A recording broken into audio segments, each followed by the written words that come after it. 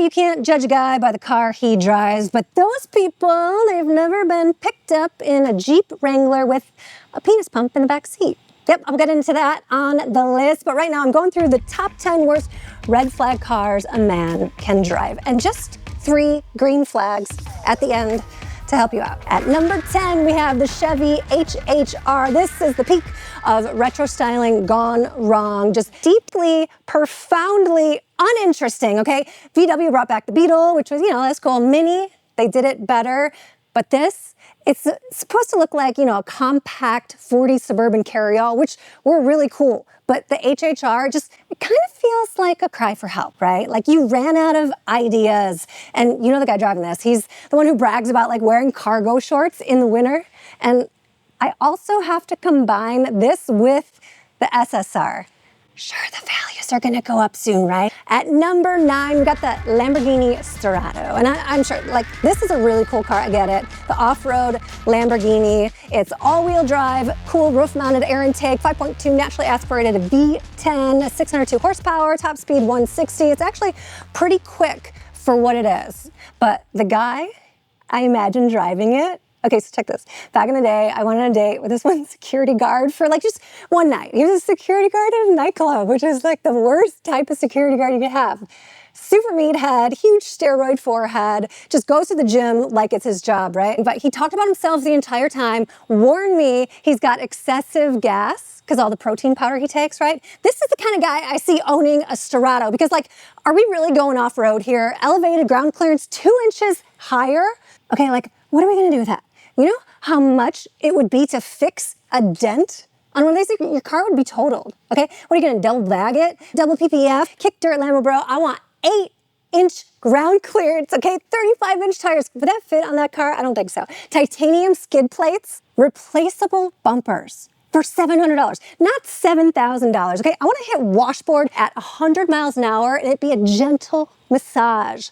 And most of all, what I really want is to launch on dirt and shoot a 30-foot rooster tail of debris.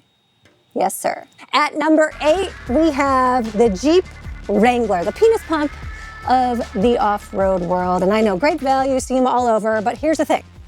Okay, I was in high school. I was at a high school party, and friends of mine wanted to go to a different party, and there's one of the guys in our group, and he's like, hey, April, come with me, come with me.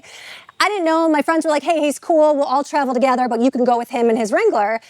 So I did. We get into his Wrangler, start driving to the next party. He reaches behind me in the seats and pulls out a brand new in-the-box penis pump. Yeah, this is a true story. Penis pump in the box. Asks me to unbox it while he's driving, right? He's got the twisty ties all up in there. He's like, yeah, just get in there. I'm not touching this thing, right? Me, this sort of thing is my bag. I don't know what's happening. I don't even really know what this is. I mean, there's pictures and graphics on top of the box. So he attempts to open it himself. So he does it. He's opening the box himself, pulls the penis pump out. Not only does he pull the penis pump out, he pulls himself out. Yes, while he's driving his Wrangler. Jake, are you gonna be okay after this story? I don't know, I'm not sure. He pulls it out, puts the penis pump onto himself, and he asks me to pump it. Yes, he hands me the pump, the end of the handle, and asks me to pump it. And I'm just frozen in place. And I don't know what's going on. This is one of my first weird experiences with guys. I don't pump it. What does he do? He pumps it himself. He starts pumping his own penis pump while it's applied to himself while we're driving. The traumatizing thing I remember seeing is that when the pump releases or when it pulls back, there's this negative pressure, which then makes it do this weird twitchy dance like a cobra when you're playing a flute. Jake, are you gonna be okay? It was a little extra. I can't believe this happened. This is a true story.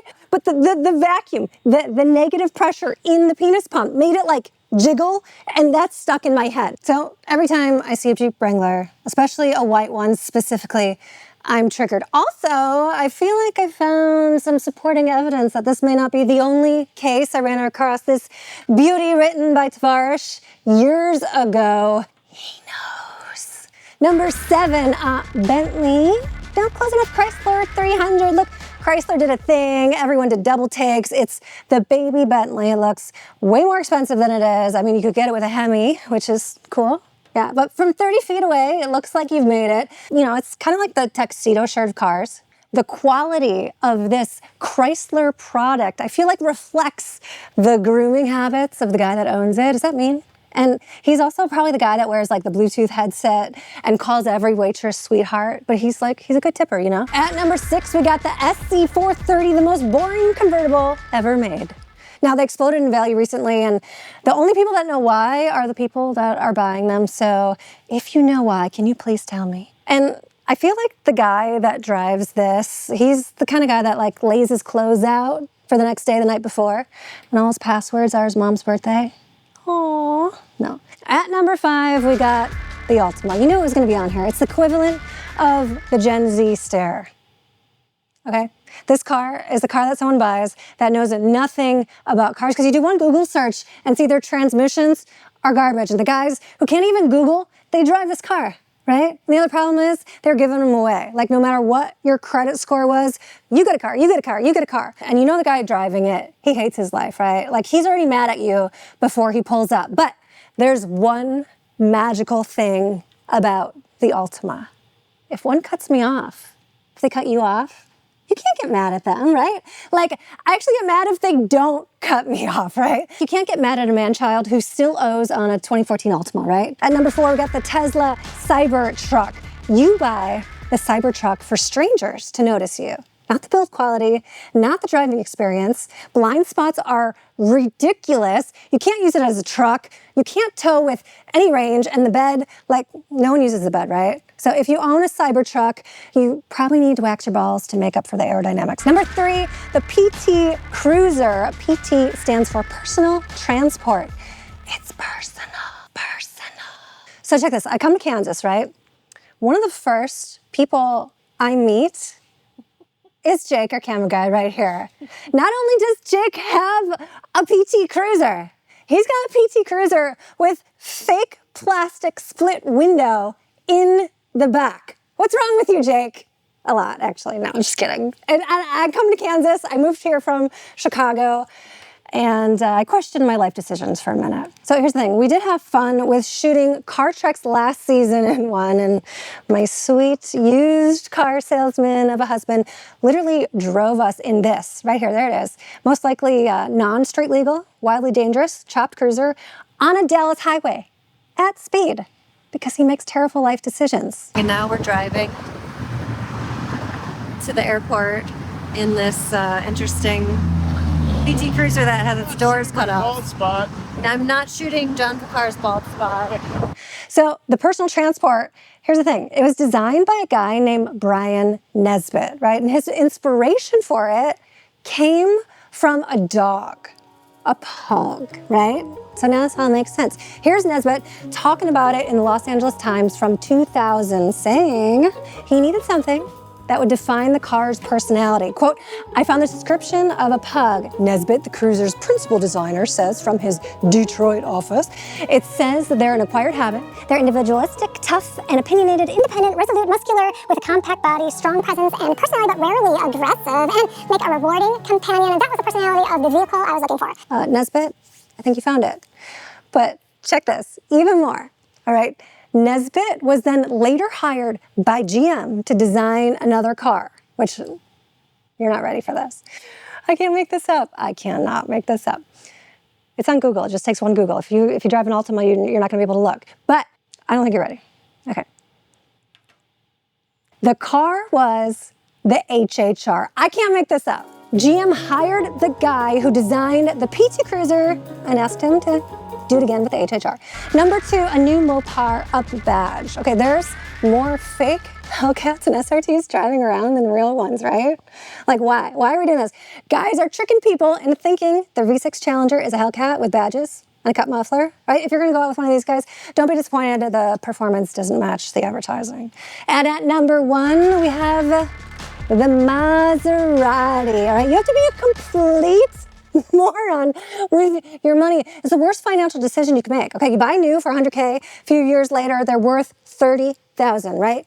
Ferrari doesn't make the engines anymore. Pininfarina doesn't design them. What are they? And of course, there's the nuclear red flag, which is an older one from like the 2000s. Super cheap, 15, 20K. I mean, like, what are you trying to prove? I mean, at least you didn't take that 70,000 hit. But, you know, here's Trident Todd here. He's going to need a ride. He's going to be broke with his broke car. He's going to ask to borrow money. Like, he's like the man version of the gold digger. And the repair costs on these hoopies, they're still based on the original 6-figure price. Parts are going to take weeks. Like, hey, girl, I don't have a personality or a job, but I have a Maserati. You know, Trident Todd's kind of like dating a hot chick. Nice exterior, but questionable ownership experience. Now here, I'm gonna transition. Here's my top 3 green flags a man can drive. And of course, I'd say Grand National because they're my favorite, but they're a little mainstream now with Kendrick Lamar. So I'm gonna go at number 3 with the Acura NSX. First generation, he doesn't have a Lamborghini because he's emotionally stable. This sweet 90s sports car, it's not high maintenance like a Ferrari, but it's appreciating like one. And drives like one. And engineers were like, hey, let's make a supercar that actually works. The guy that owns the NSX, he's so sexy. He's the kind of guy that after a couple drinks, other guys are like, I could try manual. At number 2, any 1980s Mercedes. This is a classy guy. He hand washes it with 2 buckets, but really the 560 SEC, factory wheels, no tint. Mwah. So he takes care of his car the same way he's gonna take care of his girl, on a pedestal. And the 190e Evo 2, forget about it. Gorgeous. How you doing? I'm kidding, I'm married. And at number 1, the Mercury Marauder. Sexy beast, and you're not showing off if you're driving this car. You don't take longer than your girl to get ready, and you don't complain about waiting for her. 32 valve, 4.6 Lumina engine, like the Mach 1, minus the shaker hood, minus you're not driving a Mustang. I mean, Mustangs are sweet. There's some really cool ones out there, but they're not rare. Like, Mustangs are kind of like the guy that peaked in high school at QB. Marauder, he's a substitute teacher who did 2 tours of NUM. And he's not gonna tell you about it. Blacked out grille, just legal tint on the taillights, a splash of chrome. This is BDE, Sneaky Bigs, the heavies, no big wang, no hood scoops. The last of the old school, the best of the Panther platform, built to last forever. Huge, thirsty, surprisingly entertaining, just like your relationship with the man that owns one. Thanks so much for watching.